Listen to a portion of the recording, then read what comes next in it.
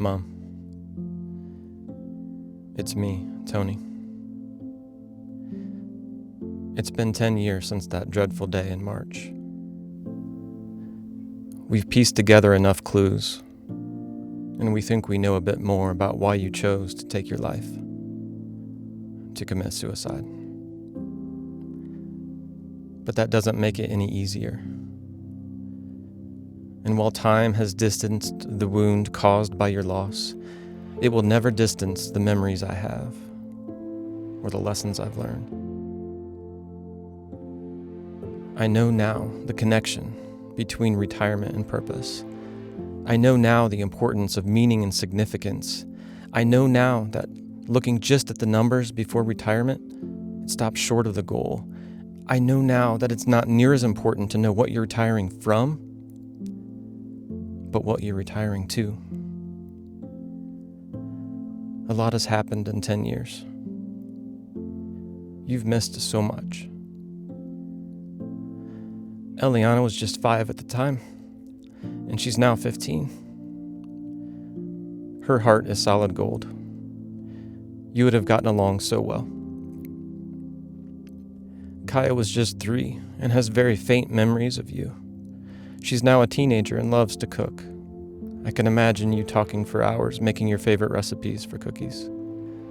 Everett, your first grandson. He's now 10. Carrie was 7 months pregnant when you passed.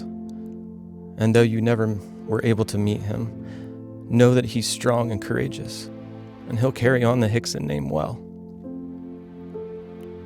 Dad, as you know, comes here to visit a lot. He got remarried in 2013, and Pat has been a great companion for him and a great addition to our family.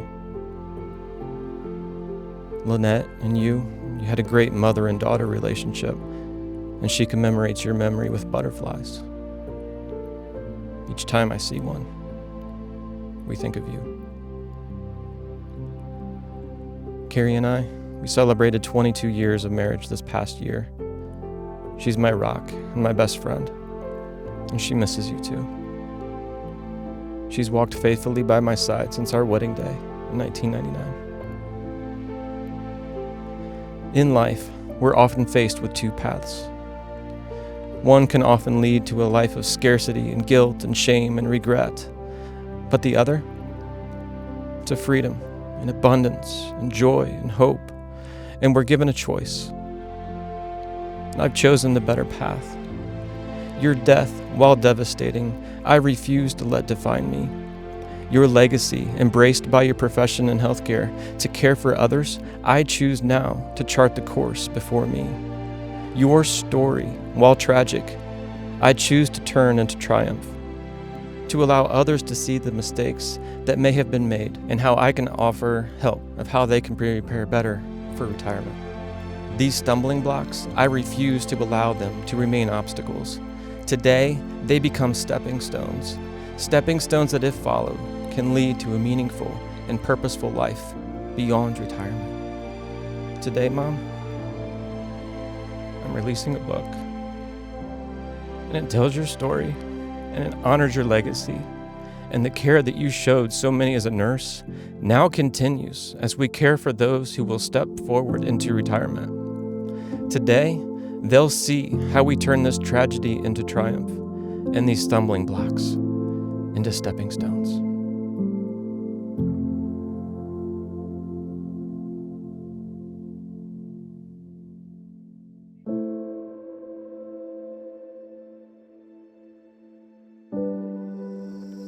Hi, I'm Tony Hixon, author of Retirement Stepping Stones.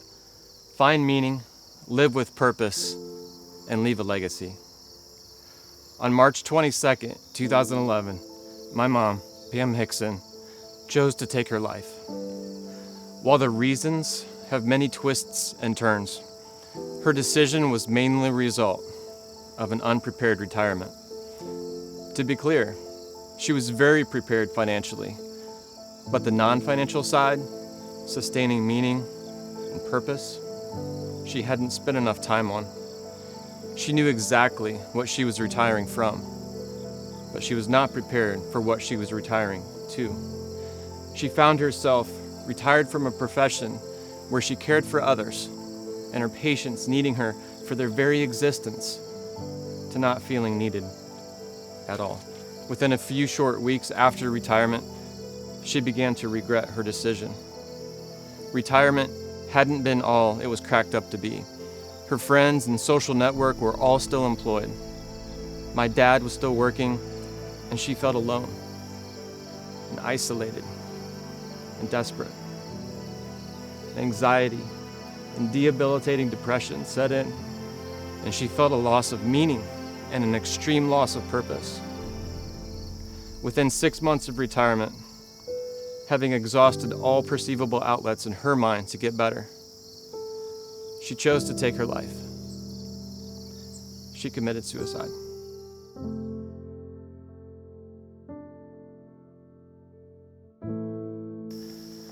Did you know that depression rates amongst new retirees is excessively high? This is often caused by the loss of purpose that sets in the first few months after retirement.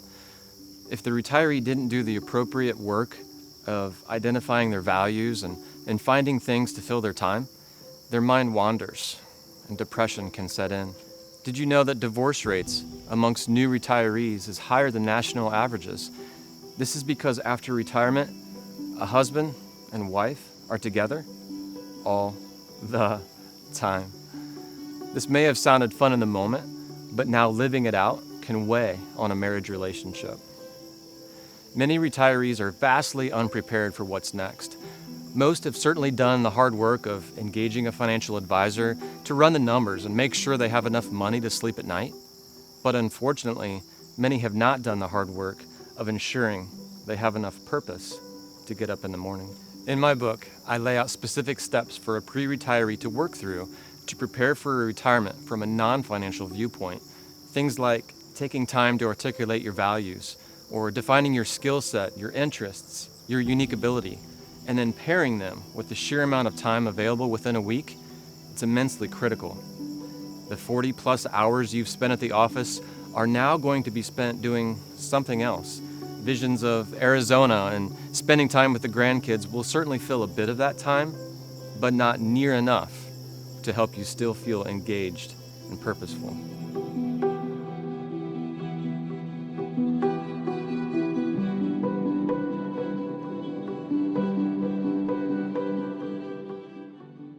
An encouragement offered when encountering tough times in life is to turn your stumbling blocks into stepping stones.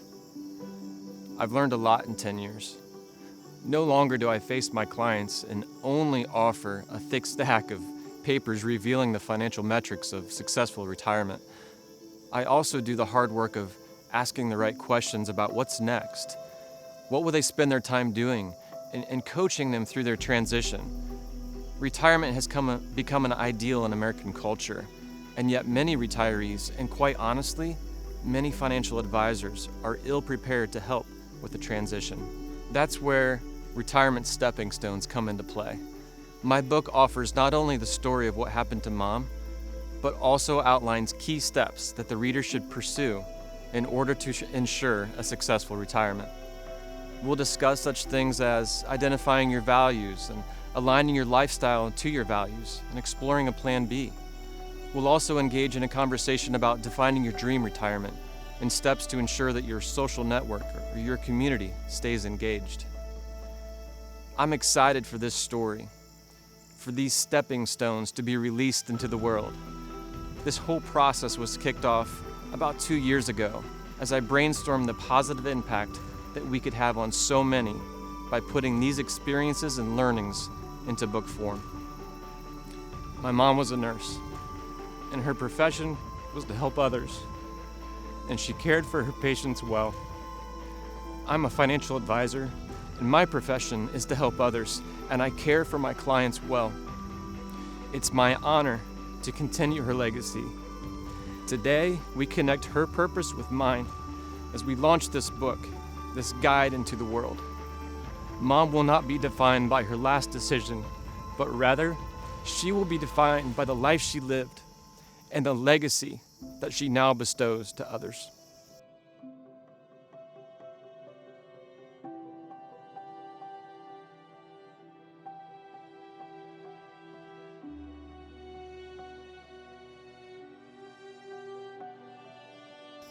I'd be remiss if I didn't take a moment to thank the small team that made this book a reality.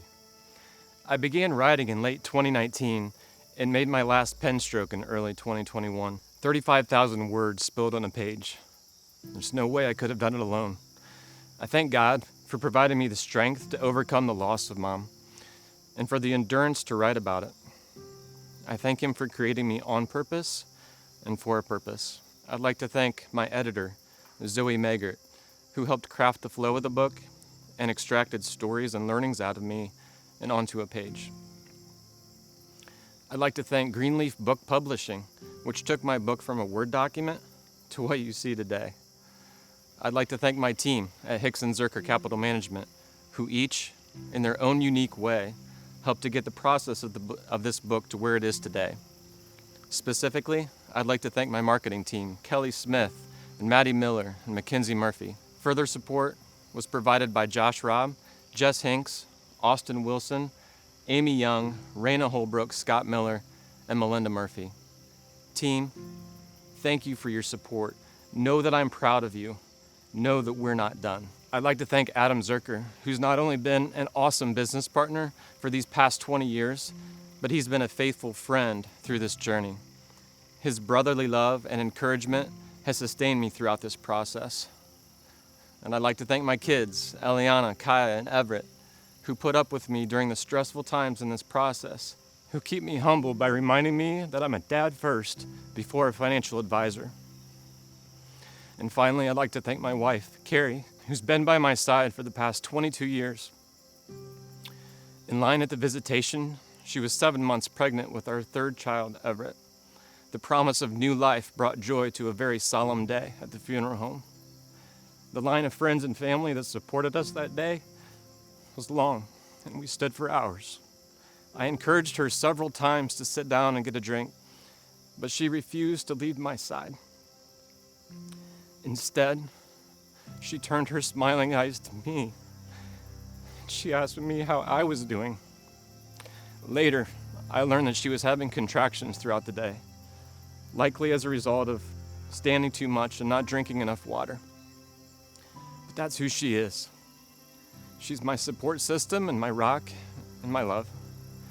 Carrie, thank you for standing by my side all these years. I can't wait to see where our journey leads.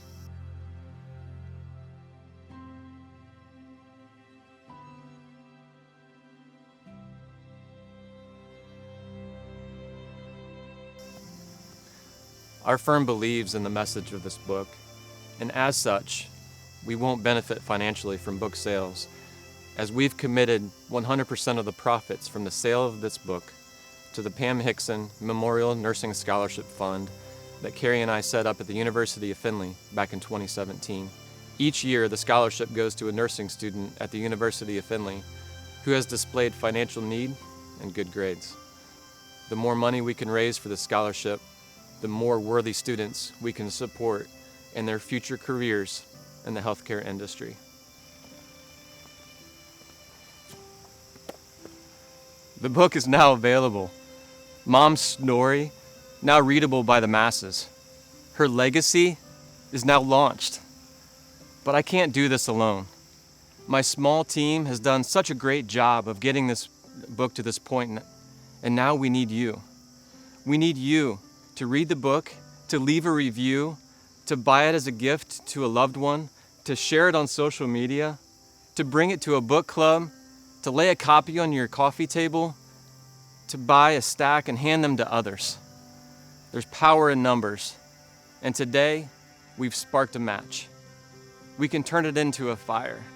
Together, we can get this book into the hands of the over 10,000 baby boomers who are retiring each and every day, woefully unprepared for what's next.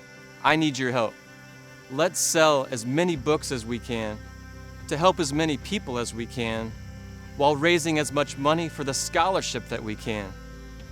I encourage you to remain engaged on my social media platforms, mainly by subscribing to my blog at tonyhixon.com, where I'll keep you informed on the progress of book sales and, more importantly, on the stories of the many thousands of retirees that this book will help.